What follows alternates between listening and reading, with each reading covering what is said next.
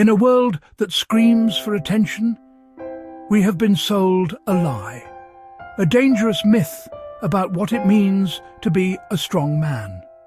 We are told that strength must be loud, that it must be aggressive, posturing, demanding of recognition.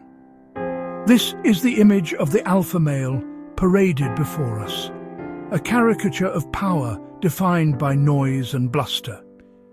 He shouts to be heard, he flexes to be seen, and he dominates to feel in control. This version of strength is brittle, an outward performance designed to mask an inner fragility. It is a house built on sand, impressive from a distance, but ready to crumble under the first real storm of life's inevitable pressures. This is not the strength of the ancients. It is not the quiet fortitude of the Spartans at Thermopylae, who faced overwhelming odds not with theatrical rage, but with disciplined resolve. It is not the enduring power of the great Stoic leaders like Marcus Aurelius, who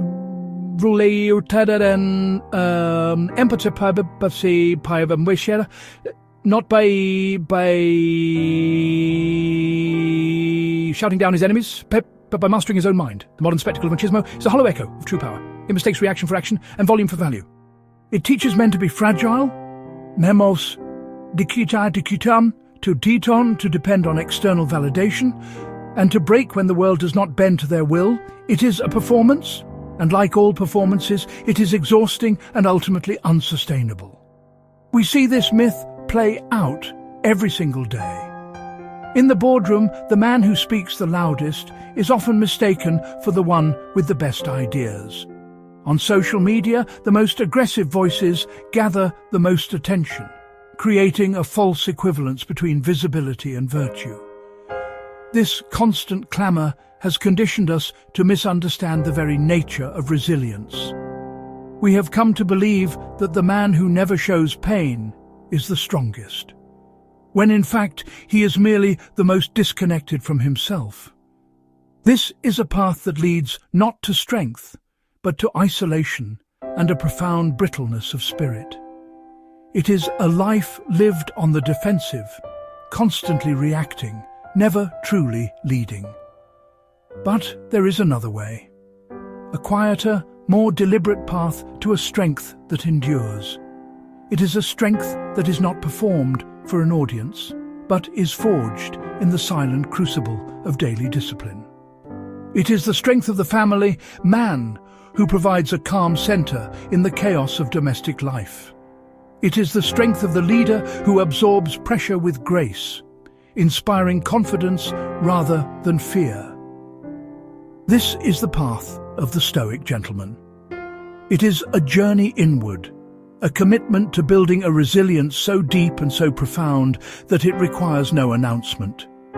It is a strength that is felt, not heard. The daily practices of Stoicism, the chosen discomforts, the sacred pause, the discipline of mind, are not merely for your own benefit. They are not a selfish pursuit of personal tranquility. These practices ripple outward, touching everyone and everything in your life. A man who masters himself becomes a source of profound stability for others. He becomes the calm center in the inevitable storms of family life, the steady hand on the rudder in the turbulence of his community,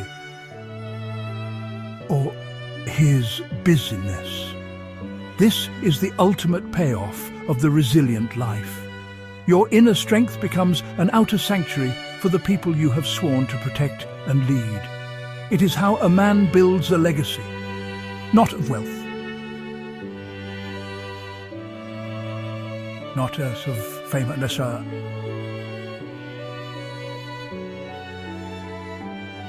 of safety and reliability. Think of the family unit. A home is meant to be a safe harbour, a place of refuge from the chaos of the world. Yet for so many, the home is the primary source of chaos. This is often because the man of the house, lacking inner composure, brings the volatility of his own emotions into the domestic space. His moods dictate the atmosphere. His stress becomes everyone's stress. His anger becomes a threat that puts everyone on edge. Families feel safer around calm men. The Stoic Gentleman, by practicing emotional regulation, builds a fortress of peace for his family.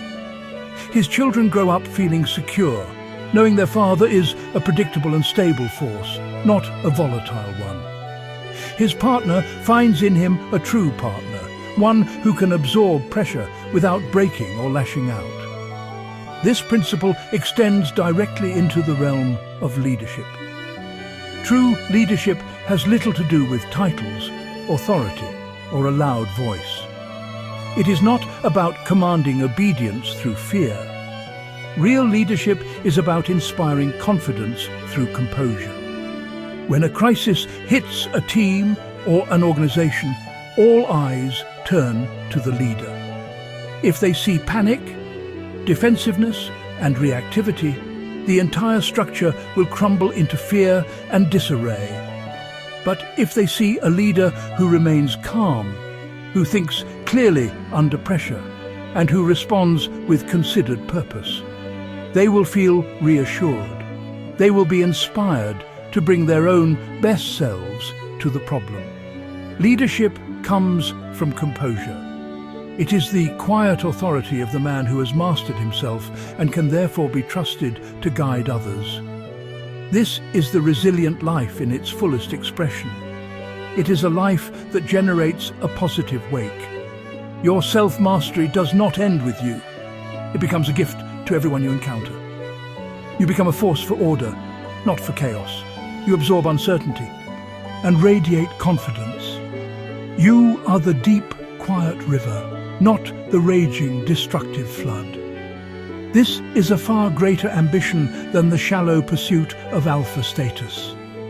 It is the ambition to be a pillar, a foundation, upon which stable families, thriving businesses, and strong communities can be built. Your quiet strength becomes the bedrock for the flourishing of others. This is a legacy worth a lifetime of discipline. We have journeyed far, from the noisy myths of brittle masculinity to the quiet depths of enduring strength. We have dismantled the caricature of the cold, unfeeling Stoic, replaced it with the self-controlled gentleman. A man who feels deeply but acts with deliberation. We have walked the training grounds of discomfort, embraced voluntary hardship as a forging tool, emotional calluses forming. We have learned to see ease as a poison. Differfe filiazamas. Cease. This foundation, relentless conditioning, hard, necessary work in the quiet of the dawn. Well, from this foundation, he built a Stoic framework for pressure, the sacred pause, that sliver of time where freedom is found. The ruthless application of the dichotomy of control, reclaiming energy from what we cannot change, focusing it on our actions. We practice emotional economy, spending reactions wisely. Filter responses through truth, through justice, through necessity. Meeting chaos, not with more chaos, but with trained, steady calm. From leaf blown in the wind to mountain unmoved and resolute. This path culminates in the resilient life, inner strength as outer sanctuary. The calm man builds a safe harbour for his family. The composed leader inspires confidence and order. His stability ripples outward, a legacy of reliability beyond stone or steel. Not a temporary state, but a lifelong craft to hone. An unending practice of virtue, daily commitment, finding meaning in the effort. You are never finished, always a student in life's arena, learning from failure and success. Back at the beginning, with deeper understanding. Greatest strength not in the roar, but in the resolve. Not in dominating others, but in mastering oneself.